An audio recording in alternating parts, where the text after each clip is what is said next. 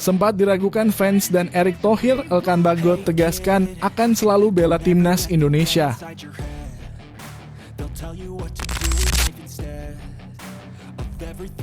Mirza Firjatullah, striker andalan timnas Indonesia U16, ternyata pernah belajar ke Jepang dan Spanyol.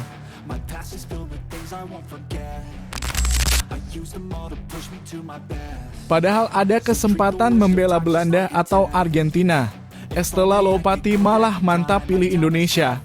Begini alasannya.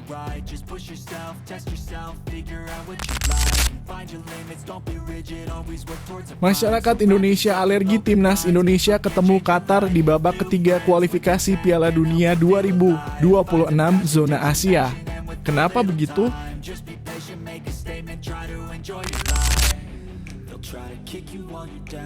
Noah Leotomu belak-belakan sudah diinginkan timnas wanita Indonesia sejak Piala Asia Wanita 2022.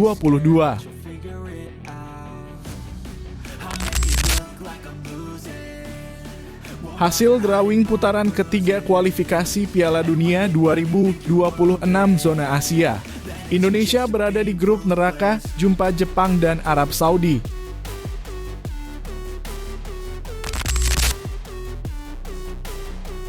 Bersua di grup C kualifikasi Piala Dunia 2026, timnas Indonesia dinilai bisa kalahkan Bahrain dan Tiongkok.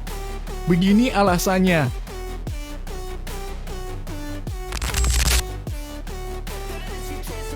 Performa dua pemain diaspora timnas U16 Indonesia di mata Nova Arianto, Matt Baker versatile dan Lucas Rafael ada catatan.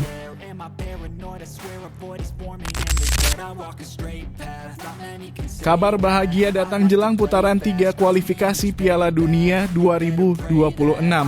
PSSI konfirmasi kedatangan pemain naturalisasi baru timnas Indonesia.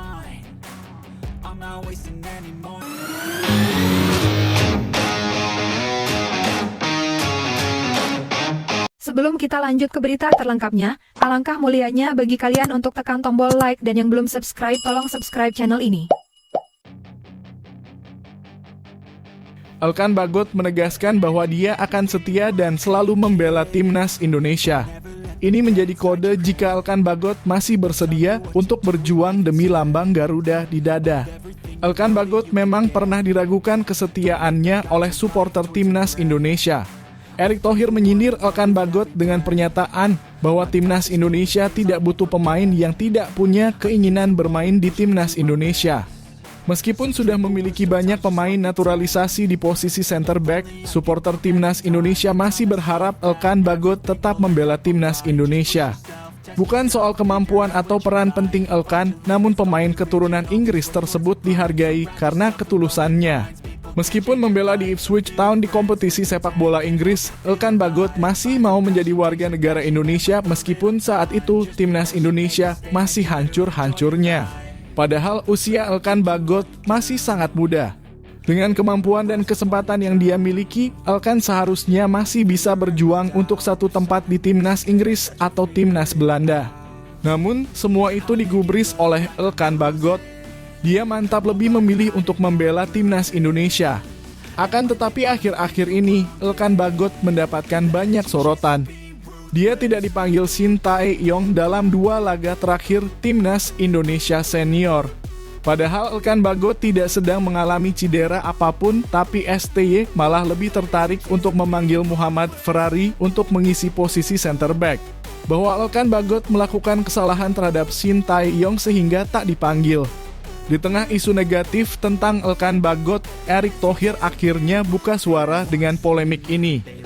Ketua PSSI tersebut secara tegas menyebut bahwa dia tidak mengistimewakan Elkan Bagot atau bahkan pemain lainnya. Dia bahkan tidak khawatir jika 12 pemain naturalisasi tidak mau bermain untuk timnas Indonesia. Pasalnya masih banyak pemain lain, bagi pemain naturalisasi maupun pemain lokal yang siap membela timnas Indonesia. Mungkin prefer atau dia memilih dengan, ya kami juga tidak mau memaksa. Tapi timnas Indonesia akan jalan tanpa siapapun. Termasuk yang 11 pemain ini kalau tidak bermain, kami cari pemain lain yang mau membela merah putih.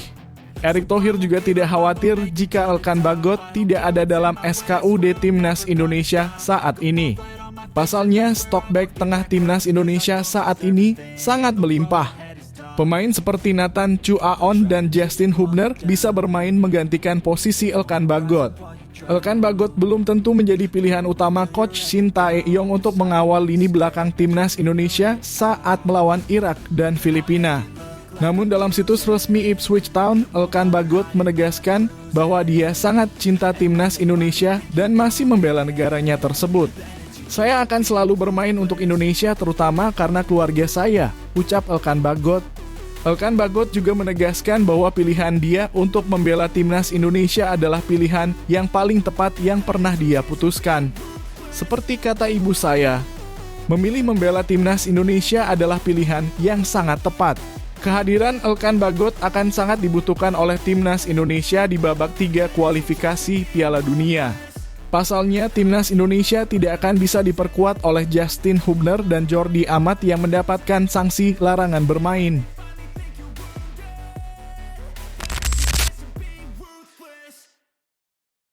Performa impresif ditunjukkan Mirza Firjatullah bersama Timnas Indonesia di pentas Piala AFF U16 2024. Namanya pun banyak diperbincangkan publik sepak bola tanah air. Mirza Firjatullah menjelma menjadi salah satu pemain andalan pelatih Timnas Indonesia, Nova Arianto. Sudah 3 gol dicetak pemain kelahiran Bandung, Jawa Barat tersebut. Striker berpostur 175 cm itu mencetak gol perdana saat melawan Timnas Singapura U16 pada partai pembuka Grup A di Stadion Manahan, Kota Solo, Jumat 21 Juni 2024. 2 gol lainnya tercipta saat membawa Garuda Muda menang 3-0 kontra Timnas Filipina pada Senin 24 Juni 2024. Pemilik nama lengkap Mochammad Mirza Firjatullah itu mencatat 124 menit bermain dalam 2 pertandingan awal Piala AFF U16 2024. Pada partai pertama dia tampil sebagai starter dan berada 79 menit di lapangan. Kemudian di matchday kedua memulai laga dari bangku cadangan, tepatnya menit ke-46. Mirza Firjatullah kini memperkuat Dewa United Youth. Dia memulai karier sepak bolanya di Akademi Asiana Soccer School, sekolah sepak bola yang menelurkan banyak bakat muda di skuad Timnas Indonesia U16. Sebut saja Tristan Raisa, Daniel Alfredo, Nur Ihsan, hingga Raihan Apriansyah. Sementara di level klub, Mirza Firjatullah telah bermain untuk Dewa United sejak Agustus 2022. Dia tampil memukau dengan mengantarkan Tangsel Warrior Kampiun Elite Pro Academy Liga 1. Mirza Firjatullah berkesempatan menjalani seleksi di CF Techni Football Spanyol meski pada akhirnya gagal terpilih. Juga mendapat undangan untuk mengikuti latihan bersama Akademi Klub J-League Cerezo Osaka setahun setelahnya. Mirza merupakan tipe pemain multiposisi. Dia bisa dimainkan sebagai gelandang sayap kiri dan striker. Itulah yang menjadi kelebihan dari seorang Mirza Firjatullah. 3 torehan golnya itu membuat Mirza Firjatullah masuk dalam daftar pencetak gol terbanyak di Piala AFF U16 2024. Selain Mirza Firjatullah, ada 1 nama pemain Timnas Indonesia U16 yang ikut memanaskan persaingan di daftar top scorer. Dia adalah Evandra Floresta dengan koleksi 2 gol. Perolehan gol itu sama seperti milik Taj Daro Kamboja, Awal Wafi Malaysia, serta duo Vietnam, Nguyen Tai Hieu dan Dau Hong Pong.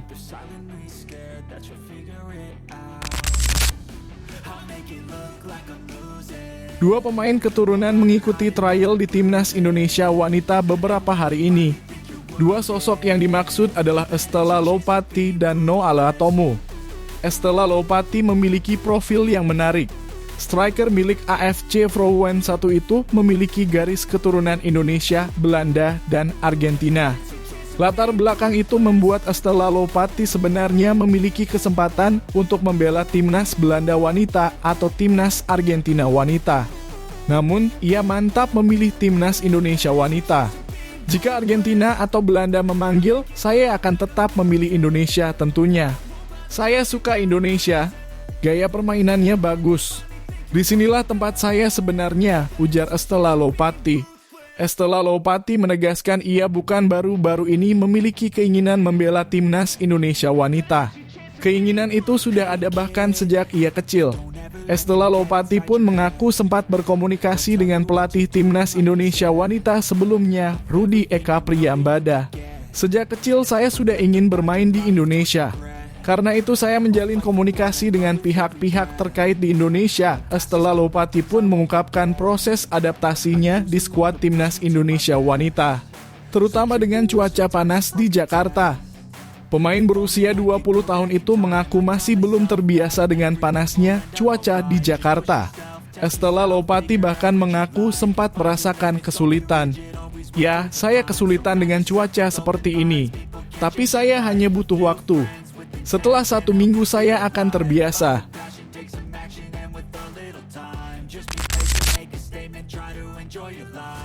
Masyarakat Indonesia di media sosial alergi timnas Indonesia bertemu Qatar di babak ketiga kualifikasi Piala Dunia 2026 zona Asia. Penilaian itu muncul karena The Maroons julukan timnas Qatar kerap kali diuntungkan wasit sehingga berpotensi merugikan timnas Indonesia jika harus bertemu. Akibat sering dibantu wasit, istilah Qatar merujuk kepada teknologi yang sering digunakan wasit untuk mengecek sebuah peristiwa muncul ke permukaan. Ketika tampil sebagai tuan rumah Piala Asia 2023, Qatar beberapa kali diuntungkan wasit. Paling mencolok ketika wasit mensahkan gol kemenangan Qatar atas Iran di semifinal Piala Asia 2023, meski sang pemain terlihat jelas sudah terjebak offside. Begitu juga di partai puncak setelah secara sensasional wasit memberikan 3 hadiah penalti kepada Qatar saat bertemu Yordania. Akram Afif berhasil mengonversi seluruh tendangan penalti itu sehingga Qatar menang 3-1 atas Yordania. Timnas Indonesia U23 juga pernah menjadi korban dari keputusan wasit yang menguntungkan Qatar U23, tepatnya di matchday pertama grup A Piala Asia U23 2024. Wasit asal Tajikistan yang memimpin pertandingan, Nasrullah Kabirov, memberikan hadiah penalti kepada timnas Qatar U23. Padahal sebelum keputusan ini diambil, Kabirov menilai pemain Qatar U23 telah melakukan pelanggaran kepada Rizky Ridho. Kemudian di awal babak kedua, Ivar Jenner di kartu merah wasit karena dinilai melanggar pemain Qatar. Padahal dalam siaran ulang terlihat jelas kaki Ivar Jenner sama sekali tidak menyentuh pemain Qatar. Timnas Indonesia dan 17 negara lain akan mengikuti drawing babak ketiga kualifikasi Piala Dunia 2026 zona Asia. Skuad asuhan Shin Tae-yong ditempatkan di pot 6 bersama Kuwait dan Korea Utara karena memiliki ranking FIFA terendah. Berhubung satu pot, skuad Garuda takkan satu grup dengan Kuwait dan Korea Utara. Timnas Indonesia akan menghadapi penghuni pot 1, 2, 3, 4, dan 5. Karena itu Timnas Indonesia berpeluang menghadapi Qatar yang menempati pot 2. Qatar menempati pot 2 bersama Irak dan Australia. Nantinya 18 negara dibagi ke dalam 3 grup di mana masing-masing grupnya berisikan 6 negara. 2 tim teratas di masing-masing grup 6 negara berhak lolos ke Piala Dunia 2026. Sementara itu, tim-tim yang menempati peringkat 3 dan 4 di masing-masing grup akan melanjutkan langkah mereka di babak keempat kualifikasi Piala Dunia 2026 zona Asia. Pemain keturunan Noah Latomu mengaku sudah diincar untuk diproyeksikan membela timnas wanita Indonesia saat Piala Asia Wanita 2022. Timnas wanita Indonesia ditangani oleh pelatih Rudi Eka Priyambada. Dikatakan Noah Latomu, Rudi Eka secara langsung menghubunginya. Menurut Noah, pada periode itu, pintu untuk berseragam merah putih masih sulit. Berlaga di Piala Asia Wanita 2022, Timnas wanita Indonesia mencatatkan hasil minor. Dari 3 laga grup B, skuad Garuda Pertiwi mencatatkan 3 kekalahan kontra Australia, Thailand, dan Filipina. Tapi saya sekarang bersama Coach Mochi. Kini Noah bersama satu pemain keturunan Belanda lainnya, Estela Lopati, tengah mengikuti pemusatan latihan TC Timnas Wanita Indonesia di Jakarta. Bagi Noah, tantangan besar mengikuti latihan bersama Timnas Wanita Indonesia adalah masalah cuaca. Aspek paling menantang di sini adalah berusaha menyesuaikan diri dengan cuaca. Saya masih punya waktu 1 minggu untuk menunjukkan kualitas, jadi saya percaya diri. Dia menambahkan ikatan emosional dengan Indonesia jauh lebih besar daripada Belanda.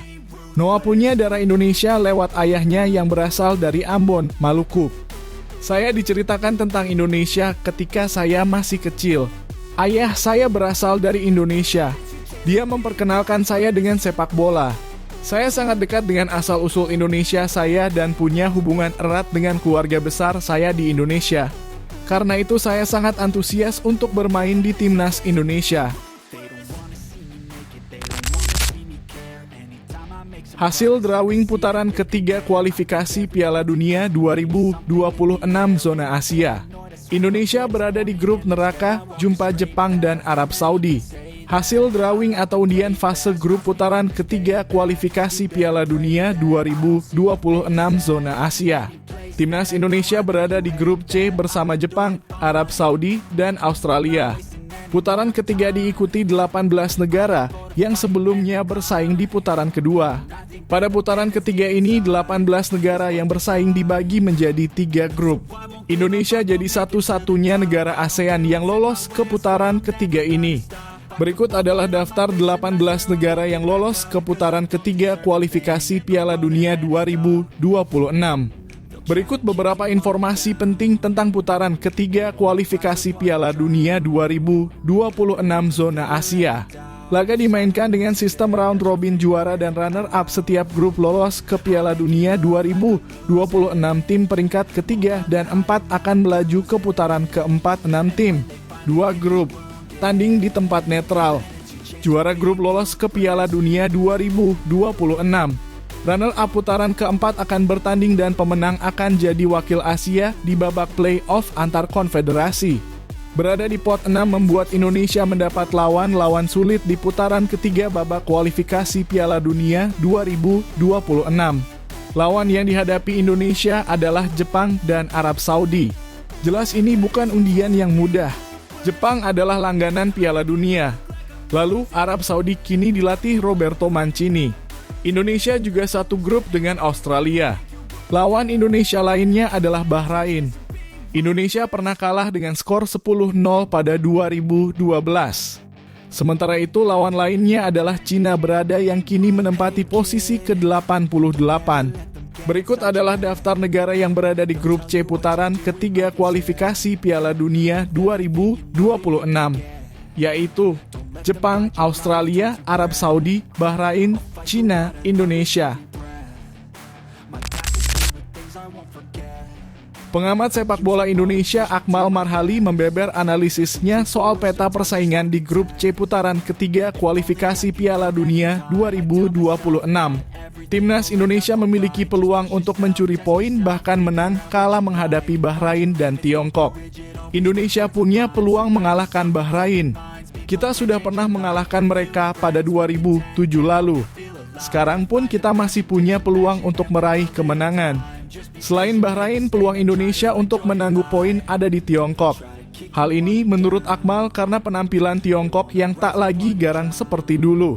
Bahkan mereka pernah tertahan oleh Singapura dan Thailand. Peluang kita untuk bisa bersaing dengan Tiongkok sangat terbuka. Indonesia sendiri berada dalam grup maut dalam putaran ketiga kualifikasi Piala Dunia 2024. Dalam drawing yang dihelat di Kuala Lumpur, Malaysia, skuad Garuda berada di grup C. Selain Indonesia, di grup ini terdapat Tiongkok, Bahrain, Arab Saudi, Australia, dan Jepang. Tim besutan Sintayong ini akan memulai perjalanan mereka di putaran ketiga ini dengan melakoni laga tandang ke kandang Arab Saudi.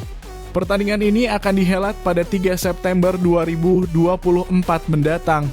Indonesia memang dalam status inferior di hadapan 3 tim lain. Arab Saudi, Jepang, dan Australia secara teknis merupakan tim-tim yang berada di atas Indonesia. Namun peluang Indonesia mencuri poin dari 3 tim tersebut sangat terbuka. Berat sekali menghadapi Arab Saudi. Namun dari 13 pertemuan, kita bisa sekali menahan imbang mereka. Menghadapi Jepang juga sangat sulit. Namun, kita juga pernah menang lawan mereka. Selain itu, kita juga punya peluang kalah menghadapi Australia. Dengan materi pemain yang ada saat ini, kita harus punya keyakinan bisa bersaing dan tampil habis-habisan.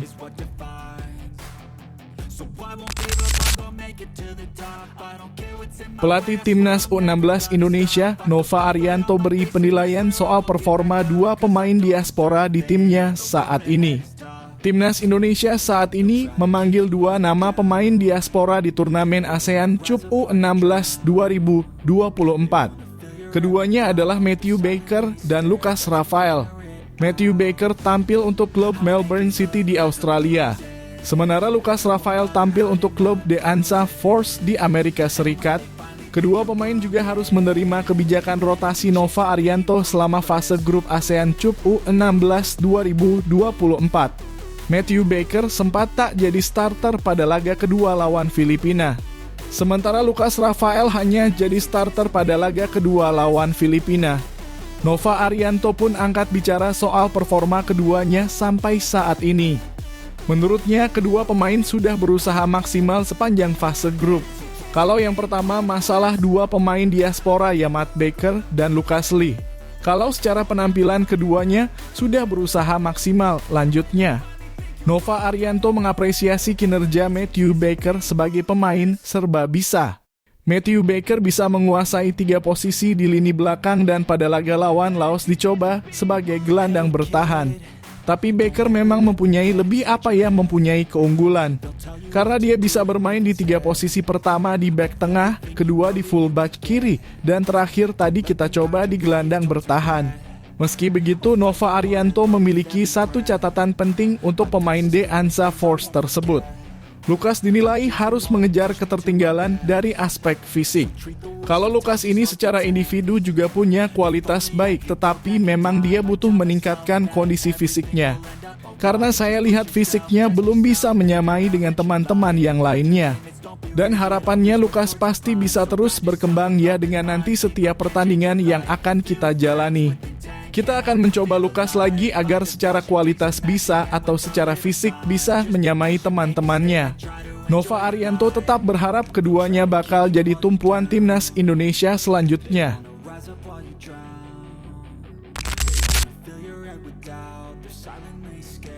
Timnas Indonesia akan tampil di grup C dalam putaran ketiga kualifikasi Piala Dunia 2026 zona Asia.